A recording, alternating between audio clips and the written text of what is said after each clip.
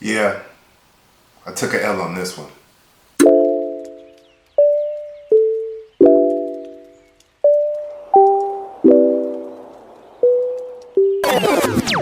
So, I'll admit, on Thanksgiving, I was hopped up on turkey and ham and pies. So I went on the TikTok shop and I bought a few items. Then I came across this enigmatic video on a gaming handheld. So I bought it. I thought I understood the assignment. Apparently, I didn't. Let's go. So this is it, the R36S, and yes, I got catfished. So this is the unboxing. Nothing much to see here. You can slow it down if you'd like to watch. It's mainly a C charger and some directions. The first thing I noticed once I got it into my hands was it was pretty stout. It had a nice weight to it. Then immediately I pressed the buttons and I can feel how unresponsive they were, how they would lazily go back to the original position after I pressed them. The analogs felt similar to the Joy-Con analogs, so they weren't too bad. The D-pad could have been better. It was lackluster. But here, as I turn it over, that's the volume up and down button, the SD card on one side and another SD card on the other side. This is our power and reset button here. You'll be using that a lot. I'll explain why later. L1, L2, R2, R1 buttons. And of course, we have our headphone jack and our charging port, and also a port to connect to the computer. Both are C ports. Here is a rather generic battery that will probably blow up in your face if you don't keep an eye on the temperature, so just be aware of that. Real quickly, going back to the two C ports, the left is the charger, the right connects to your computer. I did have some issues with it not connecting as well.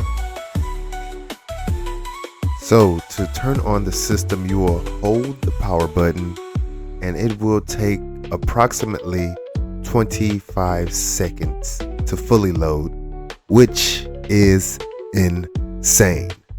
The system costs around $43. I got it to my front door for $60. The extra was shipping and tax.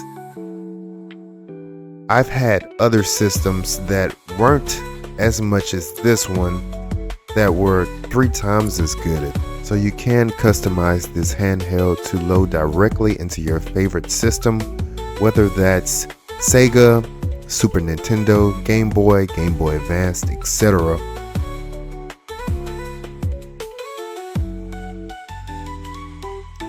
Here I will cycle through the various systems that are loaded onto this handheld. In total, there are a tad bit over 15,000 games on this handheld, but be wary, some you will not be able to load into. You'll have to turn off the entire system and then load back into the game, and upon doing that, other games may not work. I've tried this a few times, I've experimented, and it is totally wacky, no rhyme or reason. So I think that's important knowledge that you have and you can digest before you decide on purchasing this system.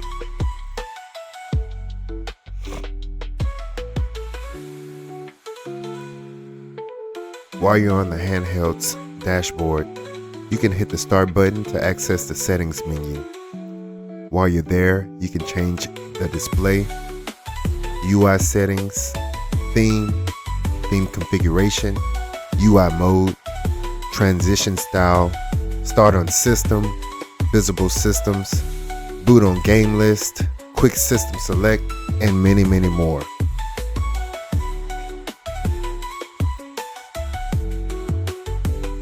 On to my biggest pet peeve of the system, the reset button. While playing some games on the handheld, you aren't able to exit the game. In all games, you should be able to hit a combination of keys, such as select and start, and you're able to reset the game. More often than not, I was stuck in games and had to reset the entire system. From there, I had to input all of my customization and change all of my settings again. And me having other handhelds that were priced nearly the same and I didn't have any problems like this, it just made my aspirations for this system go down the drain. Another problem I noticed was the button input to actual response time of the character on the screen. As you can see here, it took quite a while for the actual character to start moving after the input was made. I think this is worth noting as this is the basis of all gaming.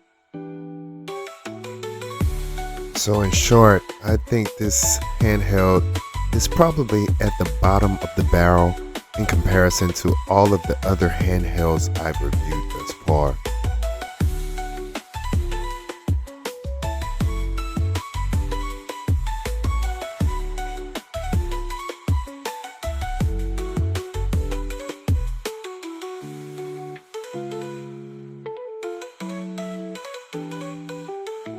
Hopefully, this bad decision on my part will help you make a more educated decision.